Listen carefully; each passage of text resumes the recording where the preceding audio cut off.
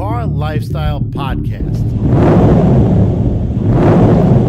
Welcome back to the CarLifestyle podcast, featuring your hosts, T- from T- in the fucking house. T- is here. Gabe from CarLifestyle. What's up? What's up? Myself, Seth Rose, and our special guest of today, none other than the one and only. He needs a proper introduction. The man, the myth, the legend, Mr. Bryan Salamone of Team Salamone. Thank you. Bryan, welcome to the podcast. Thank you, Seth.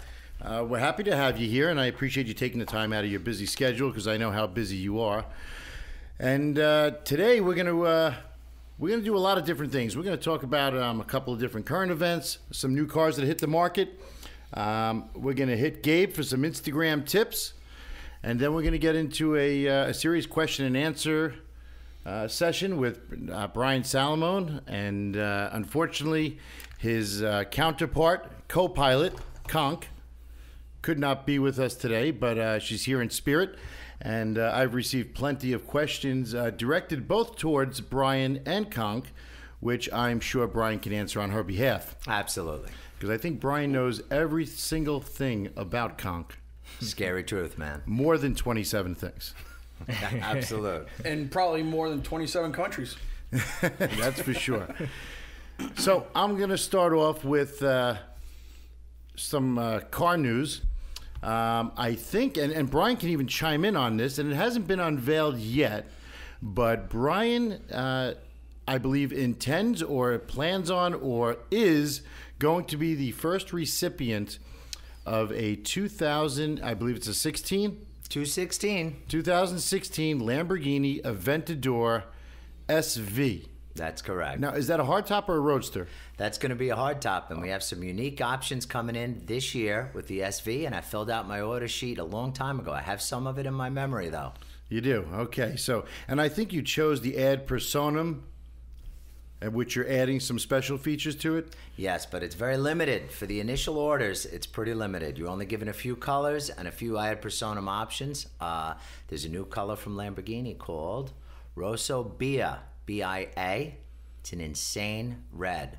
Interesting. Because I know they've had a lot of different reds. I mean, one of the most infamous reds for Lamborghini was Rosso Vic, which I don't know if anybody knows where that name came from. Rosso Vic was actually named after Vic Cullian, who was the owner of, I believe it was Orange County Lamborghini in California. And Vic Cullian actually at one point in the year 2001, no, I might be mistaken, I think 2000, bought Lamborghini. And the whole thing got reversed because he was involved in some big loan sharking scam with drug dealers and so on and so forth. But they actually created that color and named that color after him, which is Rosso Vic for Vic Cullian. That is accurate. And they don't call it Rosso Vic as of last year. Really? They changed that? Yeah. And the new color coming in is popping. And they have new interior colors and some really interesting options. Center lock wheels coming in and some Huracan technology on the suspension. Center lock wheels, I definitely approve of that one. Absolutely. Yeah, of course. That's been a long time coming, in my opinion. Absolutely. Yeah, definitely. You know, there is one thing, however, and we can talk about this, which has always bothered me about Lamborghini. And that's when the Gallardo came out. Number one, I think it's an overpopulated brand. Number two is, I think Lamborghini took away the buying experience. Not for everybody, but in my opinion, you can walk into any Lamborghini dealer, and if you want to buy the Huracan or an Aventador, 9 out of 10 times they have a few of them in stock, and you could pick whichever one you want that they have in stock. Or you could order one if you want, but you can just grab one right there on the spot, which I think takes away from the buying experience. What do you think about that? I think so as well, but if it wasn't for that, I wouldn't have gotten it. My first Lamborghini, I showed up at Ferrari Maserati of Long Island on a Sunday to buy the car. I had a large amount of cash and a briefcase as a down payment, and it was close to my birthday. They were closed. We kept driving on the Long Island Expressway, and we came up to a place back then. I think it was called Lamborghini, Long Island Lamborghini, 2008. I was there. Yeah, and we immediately put the deposit on what was a Gallardo. and it was the best thing that ever happened to me. And that was the first Lamborghini you owned, which I believe was the first year of the LP 560. Correct, and it was Verde Ithaca. Verde Ithaca, which was a special color. They were giving away the 2008s for $40,000 under the sticker price, and they said the 2009 would be such a different car. It would be so revolutionary. I was not an enthusiast back then. I couldn't really tell the difference. Spent a lot more money on it and $17,000 extra to get Verde Ithaca, which was a Murcielago, out of range color. Right. What's interesting about the when you said they were giving 40,000 off, it was actually they were giving 60 to 80,000 back on those cars because they were so flooded. There were just too many of them. Nobody could sell them. They were trying to rip me off. They told me 40. Yeah, no, it was 60 to 80, but I mean, I guess the dealership wanted to make a couple of bucks, with the discount.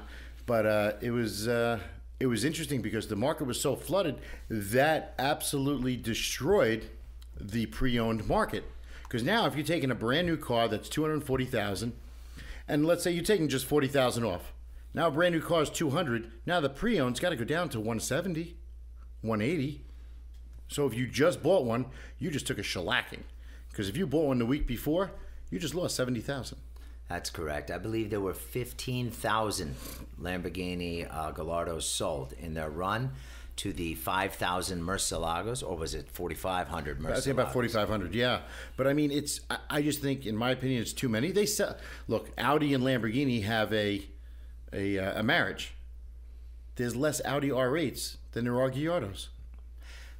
Corresponding to Ferrari, though, Ferrari's has all these different models. You have FFs, Californias, F12s, 458s. You have 4 different models to a 2-model line on the Lamborghini side. So right. 15 Gallardos is not the end of the world when you have, say, 5,000 per model in Ferrari, yet you have 5 to 6 models at any given time. Right. That's a good point. I never really thought about that. But, I just think it's a bit of a flooded market. Look, I owned 4 Lamborghinis myself. So, I mean, at one point... the Gallardo's like the Honda Civic of exotics. Right. And when the values started dropping, it became more obtainable for even a middle-class person. Absolutely.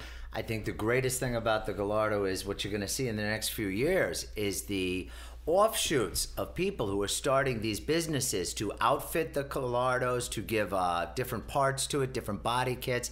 And in fact, a good portion of them are going to be twin turboed because they're out there, they're cheap enough, they're entry level, and people want to go to that next level. So look at all the new markets there are to soup up or to enhance a Gallardo. Sure, and modify them. Yeah, there's plenty.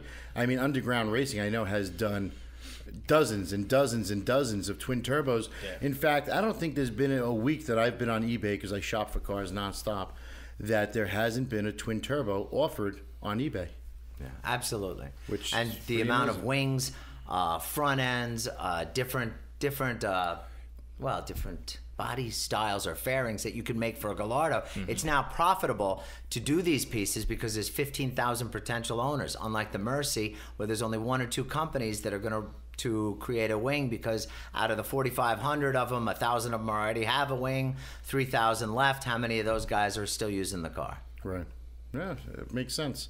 So now, so you're going to hopefully be the first recipient of an Aventador SV. Well, there's different levels of first recipients. You have first recipient in private owner, then you have the ones that go to Asia usually first. So it wouldn't be the one that goes to Asia. Well, U.S. soil. U.S. soil, and inevitably there's going to be people throwing deposits all over the U.S. My deposit's in, but will a dealer receive a car that's supposed to be held for 6 months and sell it before that time is another question. Which we've seen before. It happens all the time. Are you going to get that Rosso BR? No.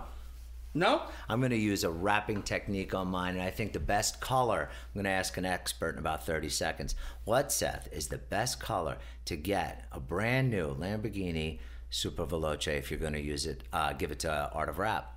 If you're going to wrap it, I mean, we've been developing new colors, and, there's been a lot of different colors that we've come up with by laminating. I'm saying the best underlying color to put wrap over.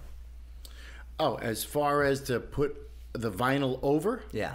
Well, Expel is definitely the best clear paint protection. So usually we'll clear If you're a car. changing the color of a car, wouldn't you say black or white? I would say black. Black. Okay, so then I'm going to order it in black. I would say black. You say black, it's done. Black it is. I would say black. It blends definitely better with door jambs and things of that nature if there's areas that aren't covered. So then that'll be my color. Well, there you go. You I'll heard do it this- first here yeah, on the I'll Car do this- Lifestyle podcast. I'll do the center That's caps right. in red, though, but I will do that car in black. You should do it in that Rosso Bia and then add a TCH, and then you could have the Rosso Biatch. That's great. You know, the interesting thing about it is they have an $1,800 option, which is the graphic for the SV. Really? And I'm tossed whether I get it because it's not going to automatically have the SV. Because I know on the LP670 SV there was an option to either have the small one on the door or the large one on the quarter.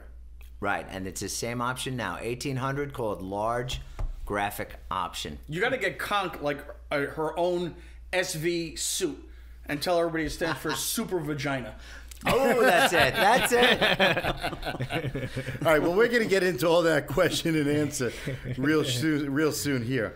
But I'll tell you what we'll do. Since everybody's so interested in Team Salamone and what's been going on with Team Salamone, I'm going to start off with a brief history of myself with Team Salamone. In 2009, when Bryan was buying his first Lamborghini, which was the 2009 LP 560 that we mentioned before, I happened to have a transportation office myself within a Lamborghini dealership, and that's when I met Bryan and his colorful co-pilot and Exciting co-pilot. exciting co-pilot, and we discussed different cars, and then I invited Bryan onto one of my local rallies, which was the Turkey Run, I believe, and that's when Bryan started participating in different local events, which eventually branched out to nationwide and then subsequently worldwide. So at this point, why don't we get a little history from Bryan? And we'll start off with everybody wants to know. Everybody does know that you're a successful divorce attorney, but they want to know where you started. Well, I started at IHOP, International House of Pancakes, at 15 years of age, putting smiley faces on pancakes. And then we went to throwing pizzas in the air, Dino's, home of the Brooklyn Pie. Then we went to... So you grew up in Brooklyn? No, in New York. Long Island, but I worked in all over. So it was pancakes, then it became pizza, then it became bartending at the age of 18, then catering, wedding halls and things like that. 7 years of college, got my first job for $23,000 a year with no benefits, 7 days a week as a young lawyer, and the rest was history. I always outperformed everyone else, worked harder than everyone else, and started my own company that stayed in my house. Interestingly enough, I stayed in my house with my own law firm. I lived on top of it. I kept from having kids. I devoted my life to work. My marriage came and went. Worked 7 days a week, and around 35 or so, I started to really see rewards. So Fantastic let me just interrupt you one second. You said your marriage came and went. So at one point you yourself were married. Oh, yeah. Is that what prompted you to become a divorce attorney? No. Did you always practice divorce law? I was already a divorce lawyer. You were? When I was married. And Why would you ever get married then? So he can practice his divorce law. I'm telling you. She was actually Miss Ecuador, Miss Universe contestant. Really? Unbelievable. Didn't speak a lick of English. What do you which need is, English for? Fuck it. That's what I'm saying. Well, Yeah. I think you have an affinity towards Hispanic or Latino women. Almost Is that- 100% is that fair to exclusive. say? Absolutely. Okay. Absolutely. So apparently, though, they learn English and then leave you. So that's lesson learned. So does Conk speak English? Kong speaks English, yes. Okay, but she hasn't left. But I'm rich now. Oh, when I so- married before, she was able to leave. Conk would be silly to leave me now. I think you're right. I think you're right. So, so you became a successful divorce attorney. You were working out of your house.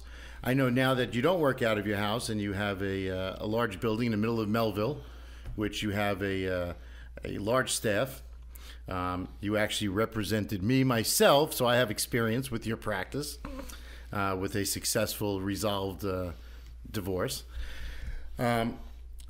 When did you first start? A lot of people want to know, when did you first start becoming attracted towards cars? In fact, one of the questions I was asked was, what was your first car in college? First car in college was, well, let me just go back to high school. High school was a $250 Buick Regal with dents and rusts. And then I spent all my money, my tip money, on a 1974 Hurst Olds. Nice. That was badass. Nice. Lightning rod shifters? Yes. And then from the Hurst Olds in 1986, I bought a nearly new Oldsmobile 442. And I always wanted a Corvette. Finally. So you were almost kind of close to a Guido out cruising. Totally. Completely. Get the fuck out. You had like your car Noir on? I still have T-tops on my car. And C. Cavaricis? Yes, I did, man. Z Cavaricis, Keds, that shit? EGs, he was hooked up. Did you go to 40 West? Remember that club? 40 West, yeah, I did. That shit was full of sluts. That was an interesting place. It was. We're waiting on an answer. Brian, what do you got? No. Back then we didn't went go? to Zachary's, which is Oh, still around. yes. Zachary's is the that's longest running nightclub with the same name in New York State. Oh, yeah? That's a fact. Look at that. Yeah. It's still open? It's still open to this day. Are you kidding? What are Nope. they playing, like Lizette Melendez in there? Yes, and it's like Jurassic Park on, I think, like Saturday nights or something like that. Holy shit. Yep, it's amazing. That's crazy. Wait, so you used to like cruise the boulevard? Cruise like the Francis boulevard. Lewis? No. Back then it was 231. It was still 231. Deer Park Oh, Avenue. Deer Park man. Avenue. Well, hence I the live turnpike. there now. Yes, you do. Yeah. So that's your old stomping ground. So that gives you an idea of the cars that Brian used to drive. And what would you say was your first sports car or exotic? I went by Manhattan Motors and I saw this thing on the. I was just walking by, and it was again near my birthday. Had a boatload of cash, and I saw this thing in the window, and it was a chrome orange Lotus Elise, 2006. It's pretty recent. Man, I mean that thing was amazing. I mean, you saw what that looked like. So I said, "How much is it?" They said, $59,000. What? I'll take two. I mean, really, that was so cheap. Right. So we bought it sight unseen. Called my handyman to help me learn how to drive stick shift because I had been driving 442s, which is not really with a Right. clutch. Yeah. And I just fell in love with it. 6-speed, small car, had Yokohama slicks on it, track package, awesome car. Why did you buy the Exige? Why? I didn't even know it existed, Oh. and it wasn't in the window. Whatever was in the window, I was buying. So you were window shopping, you saw what you liked, and that was it. Yeah, right from the street. I walked in. I said, "How much for that?" Why not other things in the windows, like the, Porsches and Lamborghinis and whatnot? Back then, they had one Murcielago and a bunch of Porsches and the 911s, and I just. For the money, the Lotus had such a pop factor, and I didn't have back then the Murcielago. It's definitely a great bang for the buck, and there's really very low maintenance. I mean, they have a Toyota engine. Yeah. I mean, it's very low maintenance, and it's a pretty user-friendly car. So, did you enjoy owning that car? Loved it. I mean, the pieces fell off while you were driving it. That was one of the problems. It's actually put together with glue. I put 29,000 miles on that car. Not bad. On a tiny little bumpy car, yeah. Well, I mean, it seems like all your cars you drive pretty much on a regular basis. I mean, how many cars do you have now currently? Only two. You have the Aventador Yes. and the Bentley. Yeah, the Roadster Aventador. I'm going to be in a slot to get a new 12-cylinder Lamborghini every year, no less than every other year because of the mileage. I do 30 to 40,000 miles a year. Wait, what do you have in the Aventador now? Almost 25. Yeah, people, And that's a 2014. It's almost a year and 3 months That old. was probably one of the most popular questions that I received. Yeah. Everyone wants to know, how many miles do you have? How many miles do you have? Now, of course, a lot of people are asking, a lot of people want to know, and I personally, I think it's a rude question. And you do not have to answer whatsoever, but everybody wants to know, how much money do you have? And I think that's a rude question. Well, maybe they're doing his taxes. Who knows? I mean, in my opinion, when somebody asked me that, I said, I have enough to make me comfortable to live. No, you the way- you tell everybody you're broke. I am broke. Well, let's say this. to live comfortably the way I choose to live. How would you even say it? I would never buy a car that's more than 10% of my savings. Okay, that's All right? fair. That's kind of a general rule my father told me back in the day. That's fair. Okay. So then dinner's on Bryan. You could say that. But the Aventador, I mean, there's no other cars for me. So if I had $100 million, what car would I buy? Right now, I wouldn't buy a Bugatti. I wouldn't do it now. No, absolutely not. Do it in 2 years. I'd be on a list, and I wouldn't buy a Pagani with a Mercedes engine. They just announced they're going to stop producing the Veyron. That's it. Yeah, the last one's gone. And the Koenigsegg, or the Connie that's out of Manhattan Motors now, I'm not thrilled with the reliability. So Lambo is where it begins and ends with me. What about the Porsche 918? I've seen it, and my friends out in the Middle East, in fact, someone in Qatar was actually texting me from the track that is the absolute #1 high-performance car, without question, will eat everything else. Nuts. 0 to 100 in 2.8 seconds. But I did the standard concubine sister test. Concubine is a relatively hot sister, knows nothing about cars, but loves everything about the car lifestyle. Yes. So she walks by a car, and she either looks at it or doesn't. Right. She walked right past a 918 and looked at a Huracan. Go figure. Really? Wow. So then I brought her attention to it. I said, look at that car. She goes, what is it? I said, it's a Porsche, but it's like the $1 million Porsche. She goes, oh, and kept walking. Wow. So that Maybe means I'm not she gonna had eye problems. Maybe No. she needs glasses. It's just not something I buy because it loses the wow factor. I think you're doing all right in the wow factor. Yeah. You know, I mean, the way you dress and the entrance you make and how you chrome everything, you're probably going to be all right no matter what you drive. Pretty much, but you know, it's all about the car for me. And that chrome Lamborghini, no matter what I park next to, and I parked in next to some really great cars, it's a great wow factor. It's a What about the showstopper. McLaren P1? P1's okay. I'm not convinced that the next thing that they're going to show in Geneva just in a few days from now isn't going to take the wind out of the sails of the P1. One thing I don't like, and Lamborghini has done it and other automakers are, is they show this hypercar, and then 3 years later their cars look like that. So now you have the 650. There's something else coming out in less than 5 days. So what could it look like? It's going to look more like $1 million or $1.5 million P1. Yeah, So you're a guinea pig with that one. So wait, I got it. Why don't you get the Mercedes-Benz 6x6? That would be so fucking obnoxious. Yes, it would. You need that shit. No, I would. That's something I'm considering. Plus, Rolls-Royce, that has a great pop factor. And if you get it wrapped right, it really would be. But What Rolls-Royce? the Rolls-Royce in 2018 is coming out Oh, four-wheel the drive. SUV. Right. Not the SUV. All of them are going to four-wheel drive. Right now, I'd get a Wraith, but it's a two-wheel drive car. So you You could go back to doing donuts and burnouts like you did in your so Oldsmobile. you prefer all-wheel drive. Then. it just makes sense. I have a twin-turbo, 12-cylinder Bentley now that's all-wheel drive, and I'm loving it during the snow. It's yellow. It's doing what it should. If I go to the Wraith for a two-wheel drive car, I'd have to wrap it and all of that just to get another one in 2018. Gotcha.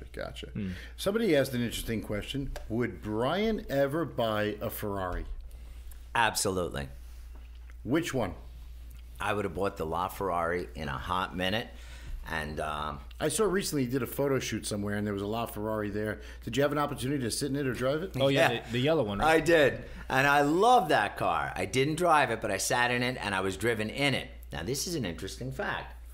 Miss America from the year before, like, what is that, a one-year-old stale Miss America, shows up with her hot friend, literally walks past the Maserati MC12. Yeah, the MC12. Yeah. Past the LaFerrari and says, oh my God, take a picture of me next to this chrome car. So there goes, that's the wow factor. Yeah. And you love the wow Jesus factor. Christ! Now, if it would I have been actually like, had if to it would have been say- like Miss Dominican Republic or like Miss Puerto Rico, you'd have been in Oh, it. no. Yeah. Oh, yeah. Don't even get But the me started. LaFerrari's fucking That's sexy. two countries. It's sexy. It but is sexy. She goes to me. She says, I said to her, that's the car. You can't even buy that. That's worth millions. Right. She goes, it's a Ferrari, right? I said, yeah. She goes, oh, now take my picture here, and walks over to the chrome car. Wow. It's just the way it is. You've seen it, Seth. You Yeah, know. absolutely. Now, a lot of people are very interested in not only you, but in your counterpart. Now, I've heard you today refer to her as concubine. I thought you had changed her name to Conk. What's the correlation there? Just a nickname. People got so offended with the damn concubine thing, and they can suck her titties because I've had enough of that. Shit, I'll fucking get it. Check, please. So the word concubine does not bother you. It shouldn't. No, here's how it goes. You want to hear the story? Let's hear I'll it. make it quick. Okay. We're in the Forbidden City in China, and we're getting a marriage ceremony. It is not a marriage. It's just a commitment ceremony. So we have this big thing. So nothing legal in the U.S. is Nothing what you're legal in the U.S. and or in the state of New York. As soon as Brian got there, it became the Forbidden City. So it's the Forbidden City. And the Chinese people are a little freaky about their Forbidden City. It was a great ceremony. I had my friends there. But we learned history because of our American guides said that the emperor's wife really didn't have the power. It was the concubine, known as the Dragon Lady, that had all the power in China. Concubine has 2 dragons on the back of her body, huge badass dragon tattoos. She says, I want to be the concubine because I want all the power. I'm the Dragon Lady. They all laughed, and at night, my friends in China, we were at the Great Wall toasting to the great concubine. So does that mean she has all the power with you? Absolutely not. Absolutely not. I just want to make sure. So whether somebody calls her conk or concubine, you don't mind either one. Neither one, no. It was, what are you saying? It was like the people at large, like society, they were upset with concubine? Right. They felt it was a position derogatory of or Sexist, servitude. Yeah. And she makes no bones about it. Right. She is not the man in the relationship. She doesn't tell me what to do. She wants to be told what to do. She wants to follow my lead and support. Okay. Can you FaceTime me the next time you guys, you know? I thought I did. No, but you should again. Well, that's interesting. And concubine, I mean, I've known her as long as I know you, and she's actually, and a lot of people don't know, she's very, very intelligent, and she's very well spoken, and she carries herself well, and she's very respectful. And not that any of that would be necessary. Yeah, none of that shit No. counts. Yeah, please. no, but I'm saying people might have this, misconception that she's just, this dumb broad hanging out with a guy with money, and it's not. Yeah, smart like a fox. Right. She's the one who has $1 million a year allowance And for just hanging out. That's right, pretty yeah. cool. It's not a bad deal. I need to fucking start hanging out with you. People want to know, does concubine actually have a job? Yeah, actually, currently she's working. She works for a medical establishment. She's not an MD. She sees hundreds of patients, makes a big deal to look much different at work than she does in the rallies, and also has some of the sunglasses and the cloaking devices in the rallies so that her patients don't see her. She's working now. She works from Monday to Thursday, 5 a.m. to 7:30 p.m., Friday, Saturday, Sunday off for car racing and rallies. Oh, cool. Does she give out examinations? I mean, can you give me her card?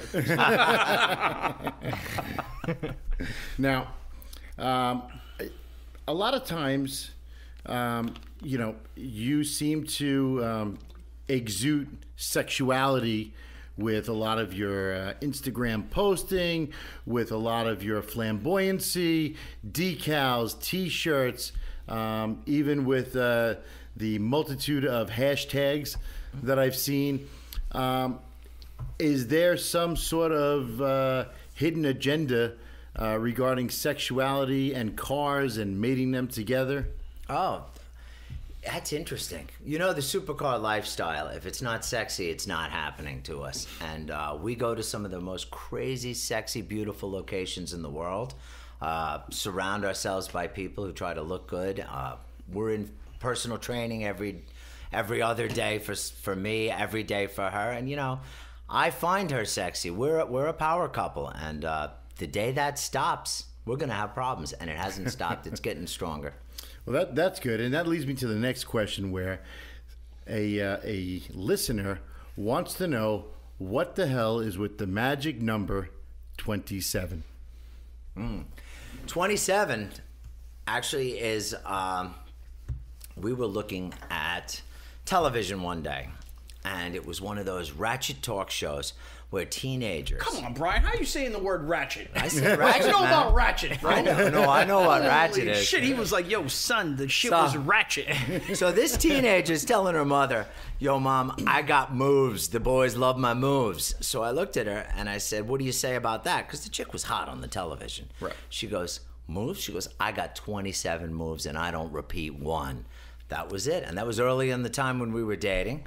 And she does have at least 27 moves. At least. So there's more.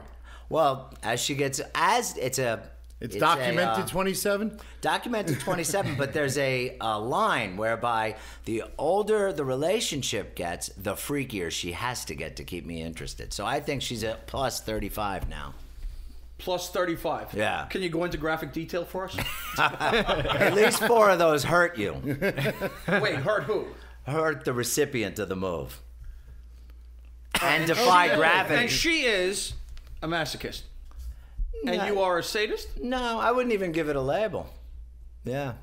I wouldn't even give it a label. Okay. I'm the fucking man. Maybe you didn't see the. Maybe we should fucking date. Maybe you didn't see that was my name in the last Gold Rush, right on the door. The fucking man. You should get that tattooed to your cock. Don't think I don't have it. Okay, at this And then point, every time you're inside somebody, the man is inside. The listeners can't see this, can they? No. No, there's no hidden cameras. So getting back to a little more automotive things. You've done several rallies, and I know personally that the first one you did was the Bull Run Rally because that was through my invite, and we went and did the first one together from Vegas to Miami. And in that rally, you drove your 2009 Lamborghini LP 560. And I know that since then you've done several different rallies. You're kind of like trying to explore the whole gamut. I know you've been through that, Gumball, Gold Rush, and I don't think you've done any others, but you have plans to do other brands. Right. But as of now, between those 3, which would you say you enjoyed the most and why? It's a tie between Gumball and Gold Rush. It really is. Okay. Bull Run. I wasn't prepared for the aggressive nature of that rally. I was going to say, it's very competitive. I know for a fact how competitive it is. Right. And you really have to have your A game on. There's a lot of thought process going into it. And it's almost like a work. And when you're going away to do a rally, a lot of people don't want to work. They just want to enjoy it and have fun. So now, you were talking before about how smart Concubine is, right? Put her in a passenger seat and try to do a freaking Bull Run. That's not happening. No, huh? There was nothing was coming out of that passenger seat but a lot of waving the flag, standing up, dressing sexy. That wasn't helping me at all. No. None of those 27 moves helped me in Bull Run. Tell her to step her fucking game up. That's what Jesus. I'm telling. No. I could care less what she does except those 27 moves. The rally, she just looked good. We had the best time. And you know what? I would say that there are some things I'll give you credit for. I have always relied on you throughout the years to tell me different things with cars, rallies, your experience. You are the go-to guy in cars. And T doesn't even know this, but he said something to me once that led me to a style of rapping that is now done by everybody. Not rapping like, Right. Yeah, like rapping cars. Right. You want to hear it? Yeah, let's hear this. All right, here's what happened. Definitely. I just got the first Aventador that anyone has ever seen. Remember that? The orange one. The orange. No one saw that shit in Long Island. So I go to the only wrap store around back then, detailing dynamics, and I say, wrap that whole fucking car. Eddie, I don't want to see any paint. No paint. I want only plastic. There was no Expel back then. It was only really 3M, and he convinced me to do only part of the car. Back then, you never got a full wrap. You would only get just the front and just behind the rear wheel wells. Oh, clear bra. Right. Clear bra. Yeah. And so I go home. Within a week, I get a nasty-ass scratch right where it wasn't wrapped. Oh, wow. And I'm complaining to T, and he goes, what are you complaining about? I said, I told Eddie to fucking coat the whole damn car in plastic. This was a $500,000 car. And the way he does it, and only he can talk like this, something to the extent of, You Team Salamone. You tell Eddie to coat the whole fucking car. Eddie coats the whole fucking car. What the hell is he telling you what to do? You goddamn Team Salamone. You tell him to fucking coat the damn car. So I went back the next day and I said, can we coat the whole damn car? And since then, everybody does the full clear wrap. Pretty much, yeah. No, that, I right. think, was the first car anyone has ever seen done a full clear wrap. I think you should send a check to my house. I already do.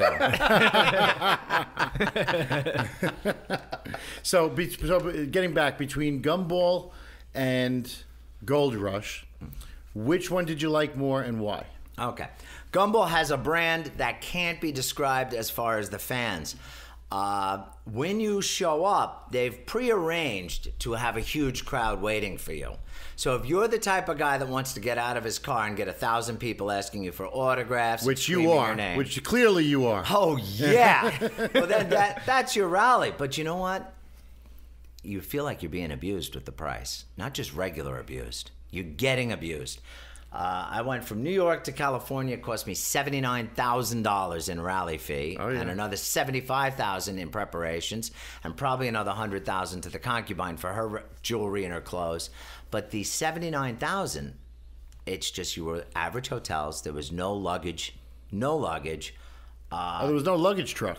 No, nothing. Oh wow, that's rough. Your lunch was, sometimes it was sandwiches, and dinner it was so below what you would expect for that money. Wow. The only thing is the ballers made it. There was Team De La Ron. Yeah, sure. They did a party I would estimate at $150,000. Yeah. But I mean, they stepped in when Gumball pulled back. Now Gold Rush, for the tune of about $16,000. Yeah, but when I went on Gold Rush, it was similar to what you just described with Gumball.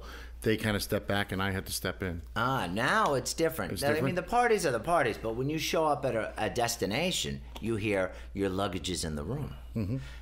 Everything is paid for. That's nice. But yeah, they don't have... that's something they started doing after the year that I did it. Because I'll tell you, I showed up in Denver with my luggage, and I said, "Where's the luggage truck?" And they said, "What the hell are you talking about?" And I said, "Where do you expect me to put this?" And at the time, I was driving Ben's Porsche 997 Turbo, and I'm like, and he had a roll cage in the back with no back seats, and I said, "Where am I putting it?" I actually had to ship my suitcase to the final hotel, take all my belongs out of it, and shove it into crevices in the car. Yeah, we do the shipping. We still do. Even though we have luggage, we ship at the end of every day. We have stuff brought in. Concubine gets about 15, 20 boxes of gifts when she goes to any hotel.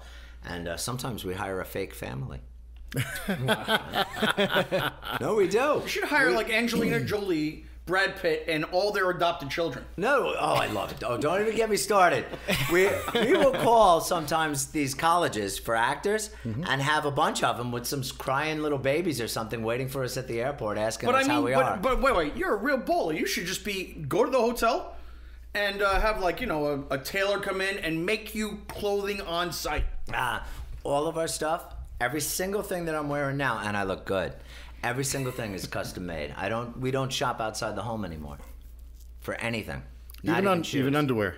No, and in fact, underwear I usually do in bulk, have it delivered, and we throw it out after we use it, including socks. It's one day wear. Wait a second. Getting to this, hold on a second. You and Conk have had nothing but unique clothing pretty much since I met you. Yeah. So, and I know you do a lot of stuff for charity. What do you do with all that clothing? Because, are you donating it to people that are less fortunate? I haven't seen any, little Liberace's running around anywhere. I think there's, it all goes to extended family members in Hispanic countries. So I think in El Salvador right now, my little guys, holy shit. Yeah, the entire right now, town looks like me. In an alley wearing a shirt that says "No Lambo, no sex." There's an entire village which is going to be renamed Village de Salamone or Casa de Salamone. Little spiky shoes. All the girls look like whore clothes and shit. I know. That's the way it is. Oh, that is great, man. That is great. Which leads me to the next question. I'll give you one more question, and we'll continue on, telling some stories. Somebody wants to know where Concubine buys all her clothing. All right, so it's all custom made. Now, the interesting thing is the guy that does mine, let's keep his name out of it, does it for HBO, does it for Broadwalk Empire, Sopranos.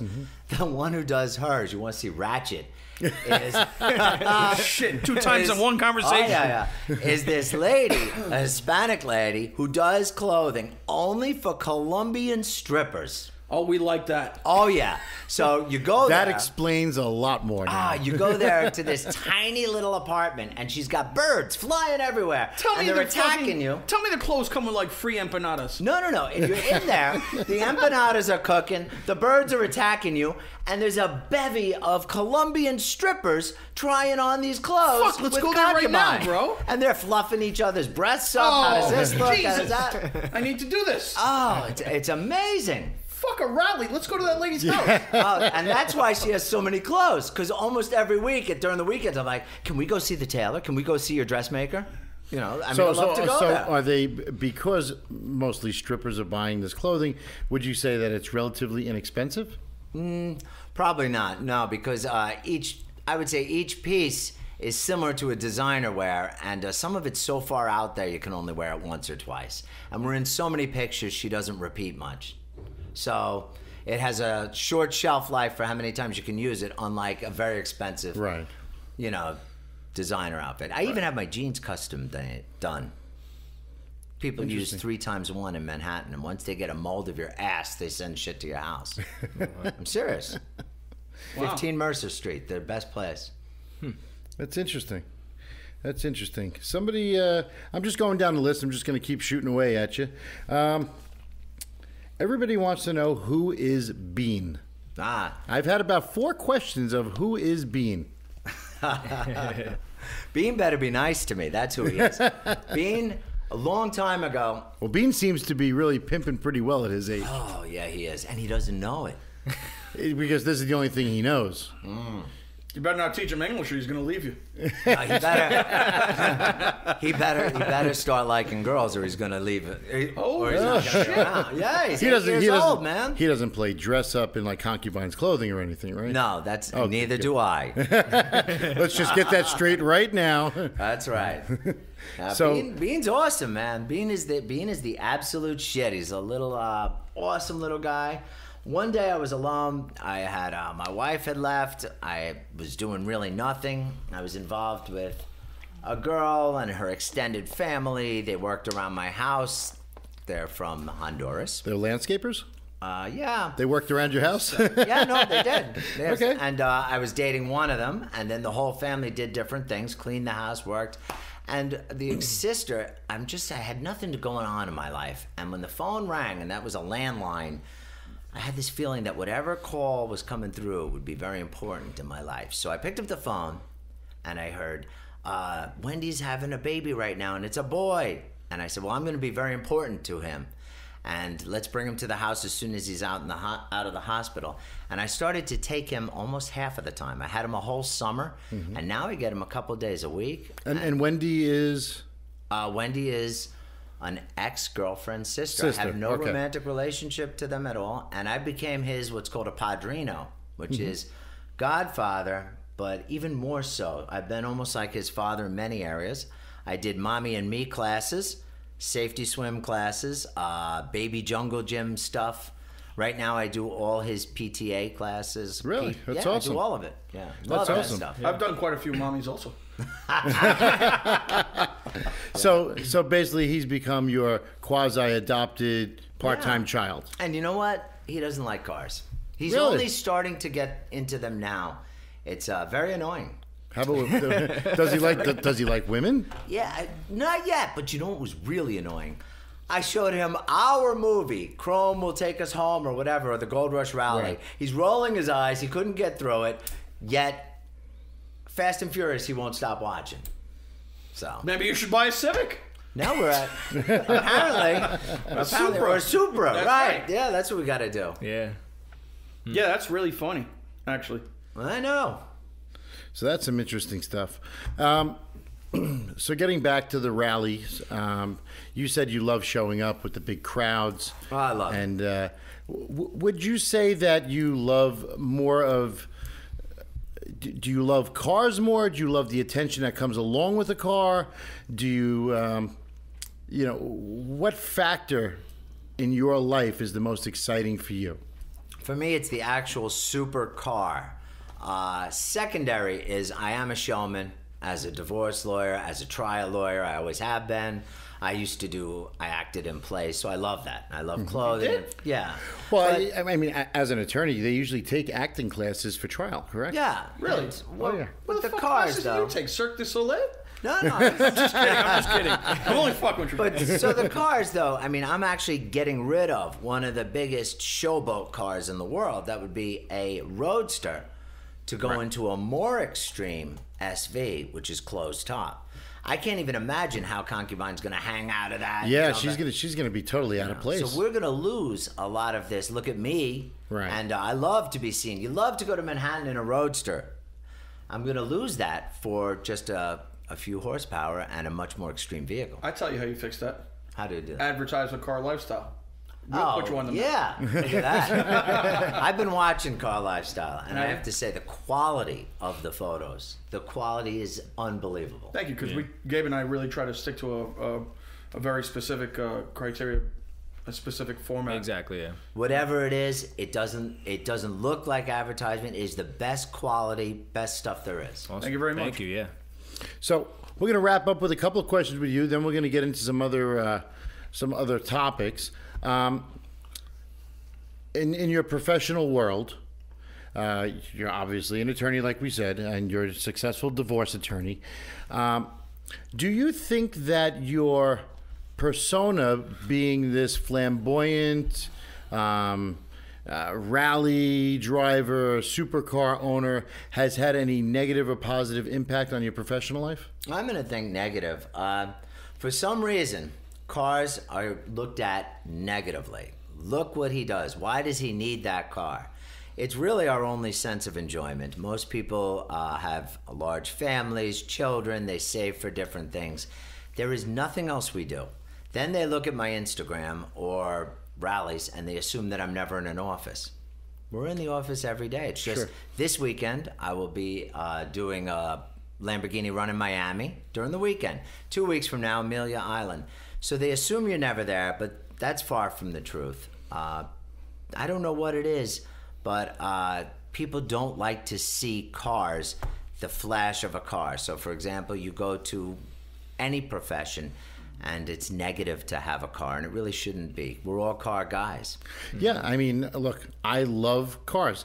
At one point, I mean, I can honestly say that my cars and my boat were worth more than my house, and people are like, that's so silly. Why don't you live in this massive house? And, well, I can't do both. I choose the cars over the house. Right. That's just me personally. Some people are fortunate where they can have both. Right now, where I am, everybody's got a different priority. Yeah, you can only live in one room at a time. Might as well drive it. You know, I mean, and I think the days of people storing their cars in a garage and just staring at it are long gone. I mean, look, you have 25,000 miles on your car, and I think the last Aventador that you had even more than that. Yeah, I can't tell you how many because we did sell it, and that guy's out there. But I think I have more miles on an Aventador than any living human, and there's nothing wrong with a guy using cars to have fun. On the weekend, no matter how crazy it is, I've gone 200 miles an hour. I've gone to 8 countries. I've done 3 major rallies, Grand Giro. And you know what? Look at a divorce lawyer who is sloppy, who's well overweight, doesn't take care of himself, drinks or use drugs. Those people you can judge because that will affect your case and their professionalism. A guy who drives his car on the weekend, I don't see a problem with that. And I tip my hat to you because, in my opinion, and I've had, just in the circle that we're in here in Long Island, there's been a lot of people that have said, listen, people say negative things about me. People have said negative things about you. And, I kind of laugh at them because, I'm not going to attribute it to jealousy or anything like that. I more attribute it to people don't understand. No. People just don't get the it factor. Just like last week on the podcast, we were talking about T- and his name and why people call him T-. And that's his preference. And then you have people who are like, well, that's ridiculous. What's his God-given name? That's what I'm going to call. And you know what? It's his preference. Your preference is to be who you are. And I have to say that you definitely do own it. Yeah. And you don't sway away from it. And, haters are going to hate. And you really don't give a fuck. I mean, if your doctor's there in some floppy hat and some Bermuda shorts on his yacht, you don't see it as much as you see me in a chrome Lamborghini in a rally. You're definitely an in-your-face, Yeah. But, I have to say, though, with respect to you, every decision I think I've ever made in connection with cars, I've always run by you. You are the man, the go-to man in not only New York, but I think in the U.S. for all car-related stuff. I was especially honored when you had called me and asked me what I thought of Spiker. I think everything you've done is perfect. And I went on the first rally because you endorsed it. And since then, I don't look back. I love this stuff. Love it to death. I'm planning for the next rally as we speak. I'm planning for next weekend. 2 weeks from now, what I'm doing, it's all great stuff. Well, that's good. Well, I'm glad you're happy with the choices that you've made and that you own it and that you're proud of it and you never look back. Is there anybody else want to add anything with Bryan, or would you get into other topics and we can all if Gabe ever stops talking, yeah. Hey, I'm just listening. Shut the fuck up, Gabe. Hold on. Gabe, when did you get here? Gabe is in the building. Yeah, in the building. Wow, bro. So, I wanted to talk a little about Instagram, since we're all heavily involved in Instagram. I'm the smallest fish out of the bunch, but, it's a lot of fun. It's given an outlet for people to express themselves, their daily life, their passions, and things like that. And nobody here except for Gabe has really mastered it, in my opinion. And because CarLifestyle right now is just shy of 2 million followers. 2 million. We should hit it. Yeah, we should hit it by in March, mid-March, I would say. In mid-March, because Gabe has missed his statistics, as I mentioned last week, and he watches it like a hawk, and he knows his averages. And CarLifestyle has started to dive into a lot of different things, including this podcast, as well as videos, and there's many more things to come down the line. Absolutely. Yep, definitely. Merchandising, events, you name it. We're building an empire here. Yep. Right. I love it. It's a lifestyle. It's what it's about. Absolutely. Yeah, absolutely. And it's been doing very well. So, Gabe, is there anything you want to give our listeners a little tip about Instagram? Like, what is the most important factor about a picture itself? Well, it's, you have to post unique stuff, when somebody goes through your feed and, they see the normal iPhone pictures, they keep scrolling. Yeah, depending what it is, like a chrome Aventador, somebody scrolls past that, they're going to see it, they're going to, like it. It's unique. It's something that, and, you're passionate about it. And, I try to put, in the Instagram the passion, and I try to show it through Instagram. As you can see, the quality and different types of angles. And, time to time I do renders, just unique stuff. I would get like let's say a Porsche 918 and do something crazy with a wide body and, make it crazy, And I would say, you have to post unique stuff. Unique stuff is what sells. It grows your brand, and that's what happened with CarLifestyle. It came out, it was out of nothing. I started editing pictures, and it's grown by leaps and bounds in just the past year, I'd say. Yeah, definitely. Within the past year, it grew a lot. Yeah, definitely. And we opened this YouTube channel. We had 3 videos. We just actually launched a video today, right, T? That's right. Absolutely. Yeah. With Elizabeth White's Porsche and 918. Andrew Zalison's Porsche 918. Yep. Yeah. So, First one ever to be doing donuts on film. Yeah, that was pretty cool. I saw that myself. It was pretty hard though, because it was very cold out. It was very cold. It was like out. 7 below. Yeah. It was terrible. It was very. That's something that Bryan can appreciate, because Bryan drives his car in all weather. Yeah, no, all weather. All weather. Yep. And those Pirellis, I just was in Colorado doing snow. Oh, that's right. You were doing some ice drifting. Oh, yeah, I saw that. And the Huracans. Yeah, brutal I saw you stuff. take out a nice cone. Good stuff. They were tearing the tracks up with that. Did they tear up any cars? Yeah. They did, huh? So, factory cars, when you buy them used, I think someone was tearing it up in an ice track. Gabe, tell me this. You have these different apps for Instagram. It seems to me, I could be wrong, in Instagram, are videos preferred or pictures? I think nobody likes videos. Now, here's the thing I think about videos. We post videos time to time, like our own stuff. Right, but that's to promote our own. Yeah, our page, own, Right. you know, our content. brand, and exactly.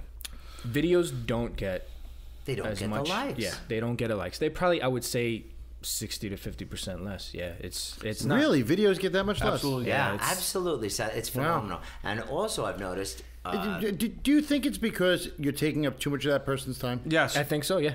Yes. People don't want to be. That would be my inconvenienced. thought process. They want behind to see something exciting, and Yep. they want to go on to the next thing. The next thing. Yeah, exactly. it. Yeah. And the other thing is, I've noticed. What do you think about the apps that combine several pictures? I think one picture gets more likes than a split shot. That's why that's one thing that I put on there. I will never post a split picture, and I would never put. I don't know if you've seen, like, you know, some pictures they have like white bars, you know, Yes. to make it to have like the full picture. I want everything to be you know, for Instagram, square. It is always perfect in car lifestyle, and I've noticed that. That's why I asked you those questions. Yeah. I think that everybody loses their likes when they try to resize or they put several things in a collage. It Yeah. sounds cool, a collage, yeah. but it doesn't have the wow factor that a car lifestyle picture has. Yeah, ironically, that was the preferential treatment we got from DuPont Registry, who Absolutely. gave Gabe a call and wanted to do things with us as opposed to, you know, the other, you know, Yeah, bigger sites on Yeah, Instagram. DuPont, that are they called. came to me. They said, "Hey, we wanna do something, you know, like in collaboration."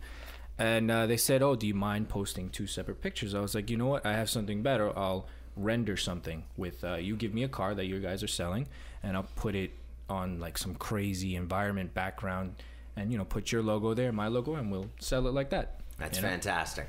You know? Yeah, so it's worked out well for us. Yeah. So that's going And good. now that Excellent. you've done some performance driving, I think that you should do some performance driving for us on film. Yes, yes. You know, Yeah. get you to drift around the Dix Hills, maybe. You know, even that, or also I think car lifestyle should do some rally work. Rallies are filled with, it's amazing they don't advertise as much as they should. Yeah. If I owned a rally, I would be all about the juggernaut, the giant Absolutely. Instagrams, and I would be about car lifestyle. But I don't own a rally, and I don't have anything to sell. But anyone who does, I'm telling you, people want to see rally shots in Social Instagram. media. Social and if media, we that's had, what it is. let's just say Gabe and I had a car that was Wi-Fi enabled. We could shoot live and then upload live to Yep. our 1.9 million designated followers. Exactly. You know, so I think that that's definitely a very plausible idea. Yep. Thank you. Yep. Thank you for that endorsement, Brian. Oh, absolutely, Appreciate it. man. Definitely. I appreciate yeah. you're Thank seeing you. our vision. Our vision. Yeah. Yep. Yeah. And it works. The vision works. I mean, as you can see with the amount of likes that they get, and how it keeps expanding, and it's very impressive. And I'm sure a lot of the listeners are, you know, I see so many people trying to expand their Instagram on a daily basis with hashtags and liking things. It's not like it used to And- be, you know. Back Yeah. then it was a lot easier to grow. But for some reason now it's very, you know, a lot of these new Instagrams, it's very Well, hard. they changed the algorithms. Exactly, And yeah. they gave everybody the purge. Yeah.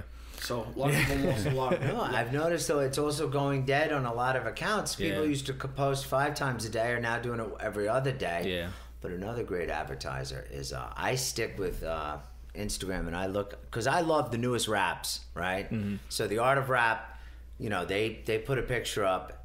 How many Aventadors can you really see, right? Right. But when I see one or a rendering or something that's been done in Seth's shop, if he does something interesting, that I will actually screenshot and save. And I will bring it to Seth and say, look, I saw these in Car Lifestyle, Seth. Can we do this?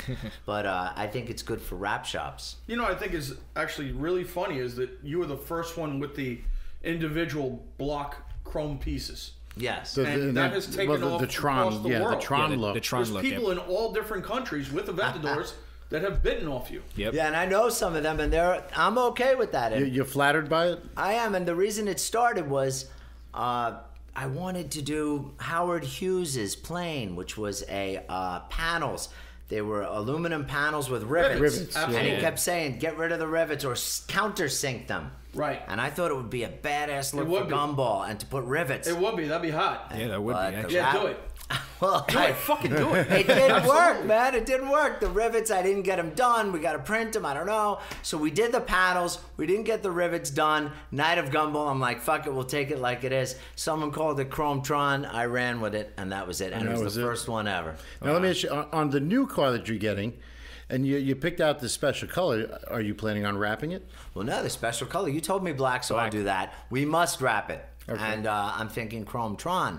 But I'll defer to you for some designs. I mean, we're going to do something interesting. I've done a stage 2 design, which is a color, 2 black stripes, and then the chrome. We'll see how it goes. My design now has not been copied, which is the stage 2. Scandal, black, and then chrome. Let's add some different chromes. Let's add red chrome. Let's add all sorts of things. There's a lot of different stuff. There's purple, there's orange, there's green. I mean, the sky is the limit. And like you say, if the car is black, the door jambs, the other stuff. In the interior, let's do red accents to match the center caps on the wheel. We could do that. Do red accents to match your motherfucking cowboy boots. That's how I roll. I will say that all throughout my own personal experience with you through my unfortunate divorce was always very interesting. You know, just with the way that you carry yourself, between the way that you act, speak, and dress, that it definitely annoyed the hell out of the other side, but we always came out triumphant, which is the most important thing. At the end of the day, I will say that, you know, I was more than thrilled with the results, and you know, you never judge a book by its cover, and you know, I mean, I think it's great for your business that people have gotten these good results. And, you know, and I know that I have, and I was very happy with it. So, you know, it just goes to show you it doesn't really matter how somebody dresses, acts, or drives a car. No, it fucking matters. Or what car they drive. It matters. This guy right now. As far as their professional life. Because like you said before, you've had some negativity about it. Yeah, absolutely. Look, everybody's jealous of the guy in a Lamborghini. Nobody needs one. And I remember the negativity when I was growing up. I remember going to law school, and I saw this guy in a Ferrari. I was like a 360 Spider back then, and I just felt the hate. Why someone would have that and I didn't. So envy is a sin. That's that.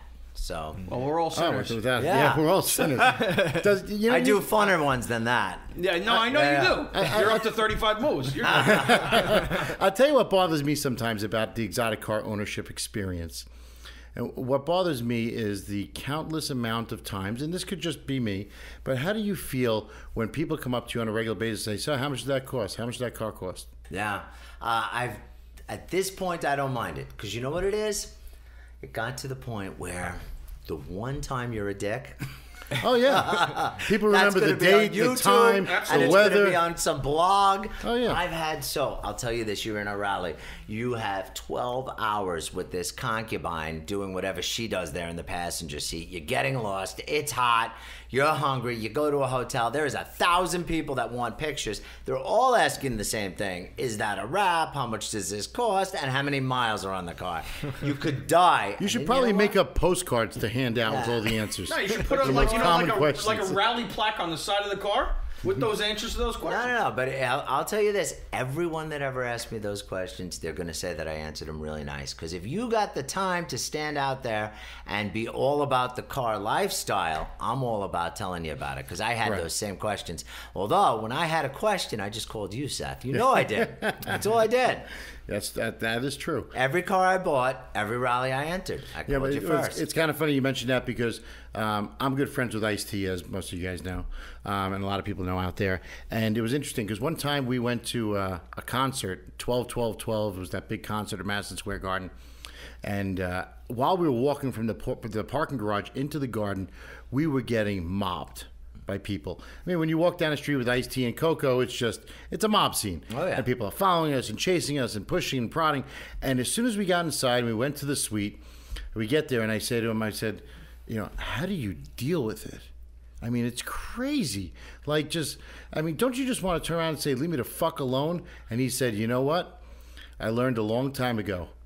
You don't leave your home unless you're willing to deal with it and to be understanding. He said, because the one time you tell somebody, get the fuck away from me, enough, leave me alone, He said, especially with cameras these days and camera phones, it'll be all over TMZ, the news, the this, the that. And he goes, and the one time you're going to say that to somebody, it's going to be the wrong person, like this poor kid who's suffering from leukemia, God forbid. And you know, and Ice-T told me to go fuck myself, and I couldn't get an autograph. So he told me, he said, I will not leave my house unless I'm prepared to deal with that. And I will say, and like you've shown, and I've experienced with him, that every time we're out, he is always on his A game with that. Always puts on a smile. Always says yes, no problem. I'll take a picture, and that's all part of it. Now, of course, he's this uber celebrity, and within the car world, would you consider yourself a celebrity?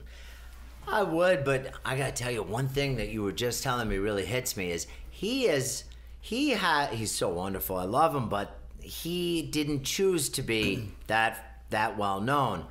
I'm flashy because I love the attention. So when I go out and I get 1,000 questions, it's not a bother to me. Right. That's the price of fame. No, but I love it. That's why I'm doing it. You gotta love it. If You knew it was coming, If I go to a gas station, every single person says the same stuff. So you know what? If I'm not in a chrome Lamborghini, if I'm in a chrome Lamborghini, I'm okay with every question you have. How much does it cost? What do you do for a living? Right. So if you're is putting this yourself woman in the out passenger there, right. seat rented, or is that your wife? Whatever. I'm gonna get people just to randomly question Bryan Salamone. You know what though? We're going to hire people to question you from now on. And I want our listeners to know that this guy is in the building with crocodile cowboy boots on right now. Oh, yeah. Not fucking around. That's what and we a do, gold man. leaf tie. Yeah, and that's his real. shirt has some crazy shit going on. With the custom Gold cufflinks with the Fallen cufflinks. Cross leather. with the custom cuffs that you've always had. Ridiculous Yeah, man. custom cuffs. I mean, honestly, I'm gonna rob you. No. I love the attention. Just come and rob me. No. I'll even tell you about the robberies. jewelry as you're taking it off me. You know, that's a special piece. Speaking of special pieces, you still got your fish? Yeah, got my fish, got everything. I love life. You know. Brian, and not to interrupt, but Brian has, and I've seen it myself, is the most amazing koi. I wouldn't even call it a pond. Farm. It's tremendous. It's a koi world. It's like Atlantis. Atlantis, in Bahamas yes. For koi. Now, tell us about these koi. You have them imported? Yeah, from Niigata, Japan, and they're bred just for me. And it's many years that one koi is going to be bred, and then it's flown here on its own plane ticket, patriated to my pond. It's given a name, and yeah, they're under the ice. Yeah. And Fish Doctor still comes. Yeah, Well, yeah, I was at Totally, your. man. I was at They're your. under the ice. under the ice Oh, now. they live all What do year they round feed like off? that. And don't they grow to their environment? Isn't that true? Yeah, They grow to their environment. So the larger the pond, Dude, they're the gonna be as larger big the as this fish. fucking house. Wait, I went there one day, and I swear it was like this Mr. Miyagi was inside the pond playing with the fish. No, we got this Japanese guy. I don't even know he speaks English or not. Does he make sushi also? No, he goes in there and he massages them. He picks them up. He talks yeah. to them. Shut puts the them fuck down. Yes, I witnessed All this. Are you fucked up. fucking serious? I'm serious. I witnessed this myself. Shut the fuck And then Yes. he pretends to speak Japanese, right? Only Japanese. And then he looks at you and he goes, and that'd be $5,000. Yeah, right. I was gonna say the money. Perfect English. Money's in perfect You gotta be English. like, listen, go back to Benihana, get your shit going. Wait a second. So what do they eat under the ice? They don't eat Algae, from, right? No, they don't eat from October till May. Oh, I gotta get on that plan. But he's still coming every week. Really? And billing me. And he's looking at the ice. You Really? can't even see the fish. Really? Yeah, it's amazing stuff. What about the turtles? Turtles are gone. Yeah, I remember. I just asked you about that eBay them recently. motherfuckers? No, we put them in a zoo. Yeah. Really? Yeah, we've Did been they out- get too big, or was it too? They weren't loving much life trouble? anymore. We No. had a 90-pound endangered tortoise was the He was largest depressed? one. And he tried to get through the wall all the time. And So he wasn't too happy with those 27 look. bucks. Every time you could ride the one turtle, right? Yeah, and every time something Is it a turtle is or a trying to tortoise? break out of my house by breaking through the wall, I either let it go or I chain it up, depending on who it is. So You know what? I got a question real quick. What is going on with that giant dollhouse in the backyard? There's like a giant mini house in his backyard. yeah, that's you seen it? actually There is. Yeah. 2 of them, yeah. That's just storage. Nothing interesting. No, there's something going on in there. Nothing going on like in there. Area 52 Nothing and going on 53. there. Yeah, FBI, I'm let breeding me the give you new the concubines. I believe it. FBI. Please don't listen to this podcast. Russian is the new Dominican. That's right. They're very adaptable. Asian is the new Russian. Really? That's where it's at. Huh? So, are there any more exotic animals in your house Nah, besides no more. concubine? No, and in fact, we've honed all of our interests only into the cars. Into cars. It's an amazing thing. Every weekend from the time I leave work, time she gets out of surgery, whatever she does for a living, comes home, we do it for 3 days straight. Really? So now you have 2 cars. You have the Aventador and you have the Bentley. Yeah. Does concubine drive one of them during the week, or? Usually the Bentley, depending on what's going on. She also has an absolute hoopty because she doesn't want to be known. Oh, okay. She goes totally different to her job. She goes undercover. Yeah. Sometimes she's spotted. Really? It's interesting because she says, a patient or someone will be there going, "Oh my God, that's concubine." Dude, let's set her up. I'm serious. Let's set her up. Well, let's do like a hidden we'll go camera. in like costume Let's and be do- like, "Wait a second, aren't you Conk? Aren't you on the rallies?" We'll have like hidden GoPros. It'll be awesome. Right? Yeah. Like that show, What Would You Do? Yeah. That Well, would I be get good. that day in, day out. I'm in my office or in court. Dude, you are unmistakable the way you dress. yeah. There's no one gonna be Yeah, like, I mean- you know what? That Yeah. looks a little like Bryan Salamone. No, they're like, holy shit, that's Bryan Salamone. You know? We've gotten this all around the world. I've had so many of my personal friends say, you're into all the exotic cars, Seth. Who's the guy in that chrome Lamborghini? And the first thing I say is, he's a very dear friend of mine. He also happens to be my own personal divorce attorney. Yeah. And that's what I start with. And they're like, yeah, I saw that car yesterday. I saw it here. I saw it there. Most people always see it, at the local courthouse. I've been with someone where they were in their honeymoon in France. They saw my car in France with me driving in it at a gas station. On the Giro. Yeah, and then I'm here, and they were like, "Oh my God, I just saw that car in France." I said, "It was me." And they lost their minds because they showed me a picture of me gassing up the That's car pretty in crazy. France, and we recreated it That's pretty here crazy. in Long Island. That's pretty crazy. Not for nothing. That's pretty cool. To be France with your car one week and then be Dix Hills the next week. That's Yeah. pretty crazy. Plus, you've also been in some car shows. Oh, yeah. Which you've won. I know the one in Nassau County, you've won that car show. He does a very wholesome one that's in Jersey. I think it's called, I don't know, maybe Martha Stewart runs it? Oh, yeah. Exotica or I something? love that. We won Concorso Italiano in Pebble Beach. Yes, Which yes. was amazing. The car had 35,000 miles and had gone around the world when it won that. That is pretty cool. Yeah.